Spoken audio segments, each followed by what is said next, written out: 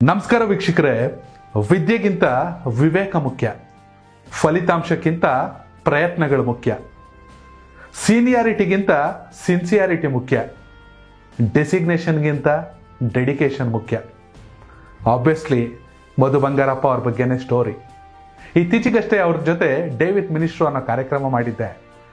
Cancer ಮಕ್ಕಳಿಗಾಗಿ ಕೂಡ ಶಾಲೆಯನ್ನು ತೆರೆಯಬೇಕು ಅನ್ನುವ ಅವರ ಕಲ್ಪನೆ ನಿಜ ಖುಷಿ ಆಯಿತು.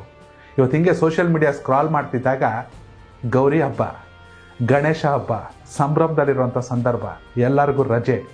ಆದರೆ ಶಿಕ್ಷಣ ಸಚಿವ ಮಧು ಬಂಗಾರಪ್ಪ ಇದ್ದಕ್ಕಿದ್ದಂತೆ ಬೆಂಗಳೂರಿನ ಹೌಸ್ಮಾರ್ಟ್ ಆಸ್ಪತ್ರೆಯಲ್ಲಿ ಕಾಣಿಸ್ಕೊಂಡ್ರು. ಅದಕ್ಕೆ ಕಾರಣ ದೇವನಹಳ್ಳಿಯ ಕೋಟೆ ಸರ್ಕಾರಿ ಶಾಲೆಯ ಕಿಟಕಿಯ ಸಜ್ಜೆ ಕುಸಿದ ಪರಿಣಾಮ 3 ವಿದ್ಯಾರ್ಥಿಗಳು ಇಂಜುರಿ ಆಗಿದ್ರು. ಅದರಲ್ಲಿ ಒಬ್ಬನ ಪರಿಸ್ಥಿತಿ ಗಂಭೀರ.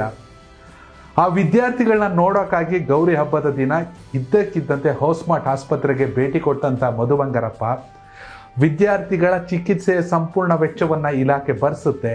24 ಗಂಟೆಗಳ ಕಾಲ ಅವ್ರನ್ನ ತೀವ್ರ ನಿಗಾಘಟ್ಟದಲ್ಲಿ ಇಟ್ಕೊಂಡು ನೋಡ್ಕೋಬೇಕು. ಅಲ್ಲದೆ ಪ್ರತಿಯೊಬ್ಬ ವಿದ್ಯಾರ್ಥಿಯ ವಿದ್ಯೆಯ ಜವಾಬ್ದಾರಿ ಅಷ್ಟೇ ಅಲ್ಲ, ಆರೋಗ್ಯ ಜವಾಬ್ದಾರಿ ಕೂಡ ನಮ್ಮದೇ ಅನ್ನೋ ಹೇಳಿಕೆಯನ್ನು ಕೊಟ್ಟಿದ್ರು. ತುಂಬಾನೇ ಖುಷಿ ಅನ್ಸುತ್ರಿ. ಅವ್ರ ಸಚಿವರಾದಾಗ ಇವ್ರಿಗೆ ಯಾಕ್ರಿ ಶಿಕ್ಷಣ ಸಚಿವರ ಸ್ಥಾನವನ್ನ ಖಾತೆಯನ್ನ ಕೊಟ್ಟರು ಅಂತ ತುಂಬಾ ಜನ ಟೀಕೆ ಮಾಡಿದ್ರು. ದೊಡ್ಡ ದೊಡ್ಡ ಪತ್ರಕರ್ತರು ಶಿಕ್ಷಣ ಸಚಿವರಾಗಕ್ಕೆ ಏನು IAS ಆಫೀಸರ್ಗಳು ಬೇಕಾಗಿಲ್ಲ, ಅದಕ್ಕೆ ಹೇಳಿದ್ದು ವಿದ್ಯೆಗಿಂತ ವಿವೇಕ ಮುಖ್ಯ ಅಂತ. SSLC ಮತ್ತು PUC ಮಕ್ಕಳಿಗೆ ಮೇಲಿಂದ ಮೇಲೆ ಸಪ್ಲಿಮೆಂಟ್ರಿಗಳನ್ನು ಕೊಟ್ಟಾಗ ಪಾಸ್ ಮಾಡದೇ ಇವ್ರ ಕೆಲಸನ, ಪಾಸ್ ಮಾಡಬೇಕು ಅನ್ನೋದೇ ಇವ್ರ ಉದ್ದೇಶನ ಅಂತ ತುಂಬಾ ಜನ ಟೀಕಿಸಿದ್ರು. ಪ್ರಯತ್ನ ಎಷ್ಟು ಬೇಕಾದ್ರೆ ಇರಲಿ, ಆದರೆ ಫಲಿತಾಂಶ ಮುಖ್ಯ. 1 ವರ್ಷ ಯಾವ ವಿದ್ಯಾರ್ಥಿಯ ಪ್ರಯತ್ನ ಕೂಡ ಹಾಳಾಗಬಾರ್ದು ಅನ್ನೋದು ಅವ್ರ ಉದ್ದೇಶ ಆಗಿತ್ತು. ಮಧು ಬಂಗಾರಪ್ಪಗೇನ್ರಿ ಅನುಭವ ಇದೆ, ಅವ್ರಿಗೇನು ಅಷ್ಟೊಂದು ಎಲೆಕ್ಷನ್ ಗೆದ್ಬಿಟ್ಟು ಅವ್ರ ಅಂದರು. ಅದಕ್ಕೆ ಹೇಳಿದ್ದು ಸೀನಿಯಾರಿಟಿಗಿಂತ ಸಿನ್ಸಿಯಾರಿಟಿ ಮುಖ್ಯ ಅಂತ. ಹಬ್ಬದ ದಿನ ಸೊರಬಕ್ಕೋ ಅಥವಾ ಬೆಂಗಳೂರು ಬಂದಲ್ಲ ಹಬ್ಬ ಮಾಡ್ಕೊಂಡು ಕೂರ್ಬೋದಿತ್ತು. ಇತ್ತೀಚೆಗಷ್ಟೇ ಸತತವಾಗಿ ಅಧಿವೇಶನ ಬೇರೆ ನಡೆದಿತ್ತು. ಆದರೂ ಹಬ್ಬದ ದಿನ ಕೂಡ ವಿದ್ಯಾರ್ಥಿಗಳಿಗೆ ನೋವಾಗಿದೆ ಅಂದಾಗ ಇಮಿಡಿಯೇಟ್ ಆಗಿ ಆಸ್ಪತ್ರೆಗೆ ಹೋದ್ರು. ಇದಕ್ಕೆ ಹೇಳೋದು ಡೆಸಿಗ್ನೇಷನ್ಗಿಂತ ಡೆಡಿಕೇಶನ್ ಮುಖ್ಯ ಅಂತ.